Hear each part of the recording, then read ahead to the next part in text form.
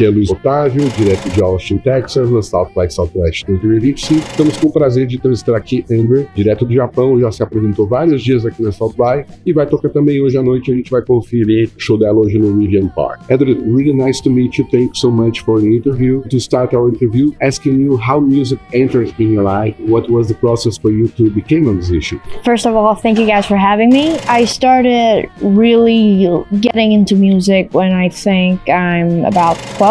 Like, my dad played me a bunch of music from like the Billboard Top 100, I think. Okay. And after that, it never left my life, honestly. And I learned acoustic guitar to like play along my favorite songs. And then after that, started doing some arrangements by myself in my room. And so, yeah, and then I'm here. A lot of people say that nowadays some artists are like a bedroom pop. Yeah. Because everybody start playing music and making music inside your own home, in your home. Your music has been described as a blending of alternative indie pop and R&B. And you mentioned inspired by artists like Frank Ocean, Tyler, the Creator, and others. Okay. How can you describe your own music? I would say, like, I enjoy a lot of different genres of music, so I do try to capture different elements or just different genres in my own craft, in my own songs. But mostly, like, as you said, Frank Ocean, Tyler, the Creator, and maybe like Steve Lacy, The Japanese House.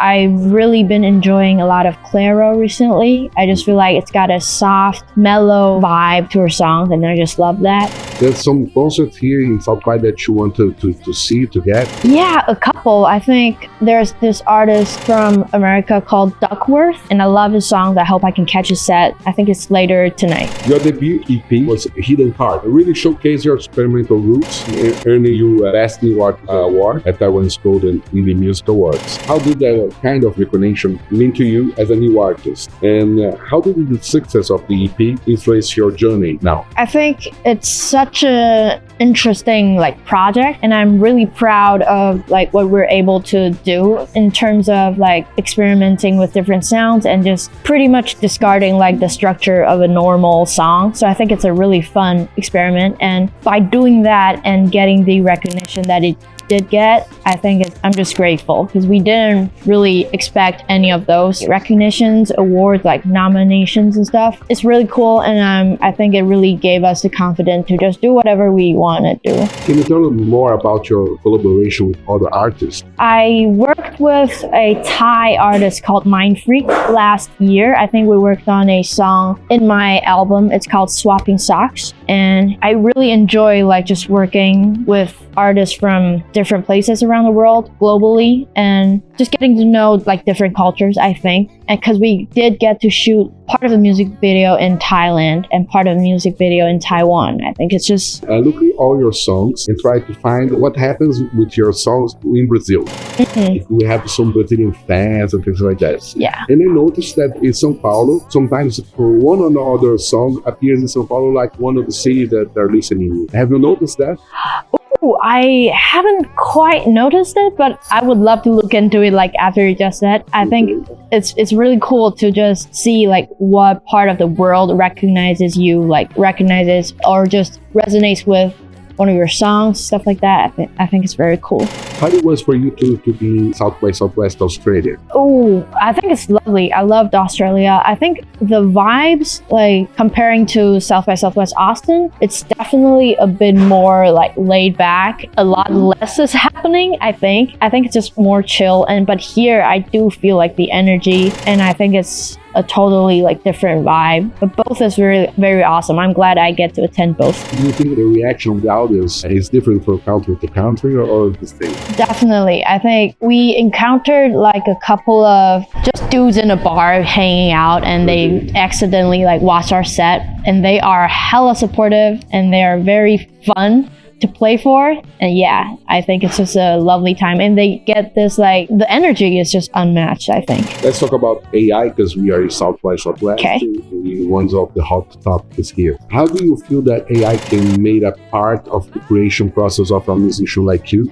Or you think that you have to run out of it because maybe it's too much computer, less human? What's your thoughts about it? My thoughts about AI in music, I would say like it's just like anything. Like, I think it's just a tool. Whether or not you can utilize this tool to your like greatest advantage, like it really just depends on why you're creating or what you're creating. So I don't think that I'm completely opposed to using AI, but I do feel like there's just a beauty within trying yourself and making sure like every single details, you know why you're getting the results that you're getting. And I think it's just a bit hard to control every single procedure using AI. I think maybe that's just the pros and cons about that. Yeah. I really think that it's important for artists like you, new artists, to be part of the discussion. Otherwise, people from other areas, from IT, will decide, okay, here are the tools, making your own music. Yeah, that would be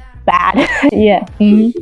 Can you tell us more about your audience, how people react, and also your plans for the whole year after South by? We're planning on releasing another EP this year and also holding my first solo show back in Taiwan. So yeah, it's gonna be pretty exciting. And other than that, we're really trying to see where my music can take me. For instance, we just went to Sydney, now Austin. I'm just excited to see where we can go. You released your first album last year in October. The name of the album is...